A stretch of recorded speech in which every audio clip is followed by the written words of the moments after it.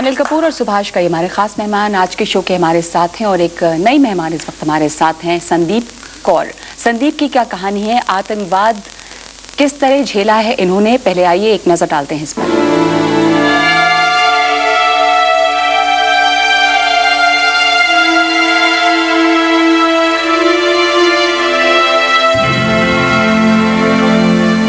इस स्कूल में पढ़ने वाले ये सारे बच्चे आम बच्चों से कुछ अलग हैं। बहुत कम उम्र में इन सब के सर से पिता का साया उठ गया है। आतंकवाद के शिकार हैं ये सब। पिता पंजाब में फैले आतंक के जाल में फंसे और उसका शिकार हो गए। फिर परिवार में जो बच गए उन्हें बहुत मुश्किलों से गुजरना पड़ा। समाज उन्हें आसानी से कबूल भी नहीं करता। संदीप कौर ने ये स्कूल या एक तरह का अनाथालय शुरू किया करीब 11 साल पहले इन्हीं बच्चों की मदद के लिए। संदीप कौर धर्म सिंह कास्तीवाल की पत्नी हैं। धर्म सिंह कास्तीवाल 1992 में एक इनकाउंटर में मारे गए। धर्म सिंह भी आतंकवाद के रास्ते निकल पड़े थे। संदीप ने जो आतंकवाद की मार झेली है वो नहीं चाहती कि इन बच्चों की जिंदगी पर उसका कोई असर पड़े।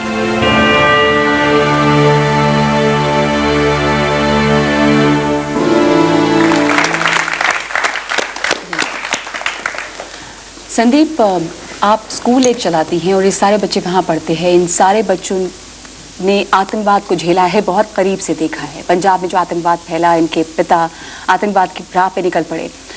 उसके बाद जब ये स्कूल में आते हैं, इन बच्चों की मनस्थिति क्या होती है? इन बच्चों के दिलो दिमाग पे, आप इतने साल से इनके साथ हैं। बच्चों की मानसिकता पे इसका बहुत असर पड़ा है। जैसे मैं आप खुद के बच्चे की बात बताती हूँ कि मैं जिस टाइम जेल में थी तो मेरा जो बेटा है वो 2.5 साल का था। उसको किसी के यहाँ रखा था क्योंकि पुलिस बार बार उसके बारे में भी पूछती थी। तो उसको जिन लोगों ने पाला वो 4-5 साल उनके साथ ही रहा। और जब वो मेरे पास आया तो वो बहुत एकदम परेशानी में था। और जब वो ट्रस्ट में आकर रहने लगा तो दूसरे बच्चों को बोलता है कि हर एक बच्चे के एक मम्मी पापा होते हैं और एक मम्मी डैडी होते हैं। और बच्चे उसका मजाक उड़ाते थे कि ये कैसे है। बच्चों ने मेरे को बोला कि आंटी ये तो ऐसे बोल रहा है कि हर एक बच्चे के मम्मी पापा और मम्मी डैडी होते हैं। तो फिर मैंने बच्चों को बोला कि इसके साथ ऐसा हुआ है, इसलिए इसको क्या पता कैसे। तो फिर मैंने धीरे धीरे उसको बताया कि मैं आपकी असली मम्मी हूँ। मगर वो बहुत जिद करता था, बहुत उसकी इतना चिड़चिड़ा हो गया था जब उसको वो एक्सेप्ट नहीं कर पा रहा था। जो स्कूल आप चला रही हैं करीब 11 साल से, जो अनाथालय भी है जिसमें सारे बच्चे हैं, इन बच्चों की मानसिक स्थिति ये क्या समझ पाते हैं आतंकवाद के बारे में? या इनके अपने परिवार में इन्होंने अपने करीब से देखा है बहुत कुछ, ये उससे कुछ सवाल भी पूछते हैं? कुछ बाकी बच्चों से अलग हैं ये? नहीं, सवाल तो पूछते हैं पर मेरा पूरा मैं इन बच्चों को कोशिश करती हूँ कि अभी जो पिछली बात ना छेड़ें, अपनी पढ़ाई की और ध्यान दें। कुछ बच्चे उनके दिमाग पर बहुत असर पड़ा है। एक बच्चा उसकी जब घर में पुलिस आई तो उसकी मदर भागने लगी और दीवार नंगने लगी और पुलिस ने गोली मार दी और उस बच्चे की आंखों के सामने उसकी मदर को पुलिस ने मार दिया। और वो बच्चा एकदम इतना उनकी मानसिकता पे असर पड़ा है ना, बहुत बुरी तरह। भी तो वो बहुत बड़ा हो गया है लेकिन वो बहुत चिड़चिड़ा हो गया। फिर मैं डॉक्टर के पास लेकर गई, उनको डॉक्टर को बताया कि ऐसे उसका ट्रीटमेंट कराया, फिर थोड़ा ठीक हुआ। काफ़ी बच्चे ऐसे हैं जो जिनकी मानसिकता पे बहुत ज़्यादा असर पड़ा है। ये बहुत अच्छा कर रही हैं आप, बहुत ही अच्छा कर रही हैं कि देखो बच्चों की जो बचपन में एक जो मानसिकता पे असर पड़ता है वो उनकी जवानी पे आके उसका क्रोध निकलता है। लेकिन आप उस वक्त ही उनको अगर एजुकेट करती हैं, समझाती हैं पीस के बारे में और को एग्जिस्टेंस के बारे में, तो इससे बड़ा काम तो कोई है ही नहीं। ये तो बहुत बड़े पुण्य का काम करते हैं। And I clap for it. आपने ये शुरुआत कब की? आपके दिमाग में कैसे आया कि आप इस तरह का स्कूल खोलें? जब मैं जेल में थी तो मेरा खुद का बेटा था ना, से बहुत सारी परेशानी थी कि उसको कहाँ पढ़ाएं, कैसे रखें उसको। तो जब भी मैंने उनके बारे में सोची तो फिर धीरे धीरे वो दूसरे बच्चों के बारे में भी मेरे मन में ख्याल आता। एक लड़का है मेरे यहाँ काम कर रहा है, 6 महीने पहले की बात है, उसको पुलिस ने पकड़ लिया। अभी उसकी शादी होगी, उसका एक बच्चा है, वो आराम से घर में रह रहा है।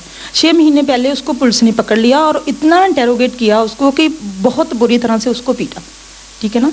और उसको पुलिस से एक पैकेट, वाइट कलर का एक पैकेट दिखाती थी और बोलते थे कि हम आपके ऊपर से डालकर आपको जेल में फेंक देंगे और आप उम्र भर जेल में रहेंगे।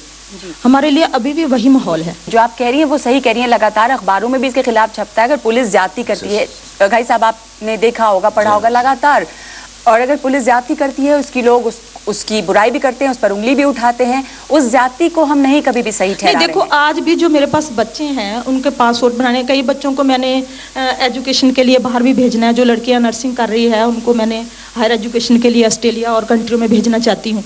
उनके पासपोर्ट नहीं बन रहे। पासपोर्ट क्यों नहीं बन रहे? उनके बर्थ सर्टिफिकेट नहीं बन रहे। आपके पति भी यहाँ पे बैठे हैं, बलजीत सिंह जी, आप क्या मानते हैं इस पूरे मामले में? मसला बहुत बड़ा है, बहुत तरह की परेशानियां, ज्यादतियां भी हुई, लोगों पे जुल्म भी हुए, लेकिन जो इसके मतलब हर आदमी आतंकवाद के रास्ते पे तो नहीं चला जाता। हिंसा एक बेकाबू आग की तरह होती है जिसमें आम लोग जलते हैं, लेकिन आग पर चर्चा होती है, टेररिज्म पर चर्चा होती है, लेकिन उसके कारण पर कभी चर्चा नहीं की जाती। आपने सही कहा, और वही बात मैं घईसा से भी पूछ रही थी कि इनकी फिल्म में भी वो जो है कि आतंकवादी बन क्यों रहे हैं उस पर चर्चा नहीं होती, वजह पे नहीं चर्चा होती, वहाँ पे फिल्म में भी शायद जवाब नहीं मिला है। यही है कि उसका हाँ। कारण क्या है, चेन रिएक्शन है। एक के बचपन में किसी ने उनके माँ बाप को मारा, वो बड़ा हुआ उसने किसी के माँ बाप को मारा, वो बड़ा हुआ उसने किसी के बच्चों को मारा, तो ये तो चर्चा चलती रहेगी क्योंकि हर आदमी अपने आप को जो जस्टिफाई कारण और जो वजह की आप बात कर रहे हैं, मैं आपसे पूछ रही हूँ कि उस कारण या वजह चाहे जो भी हो, एक छोटा बच्चा, एक औरत अगर कोई बाजार में दिवाली की खरीदारी करने गए हैं तो अपने उस गुस्से का या उस गलती का बदला लेने के लिए क्या आप उसे मार देंगे? देखिए, ये बहुत गलत बात है, किसी भी बेगुनाह को मारना हम मानते हैं। अनिल, ये जो पूरा मसला, ये जो मानवीय पहलू पे हम बात कर रहे हैं, आप एक अदाकार हैं, आपने बहुत तरह के कैरेक्टर्स जिए हैं, किए हैं, इसलिए आप ह्यूमन बिहेवियर को, इमोशंस को बहुत समझते और पढ़ते भी हैं। आप इस पे कुछ कहना चाहेंगे?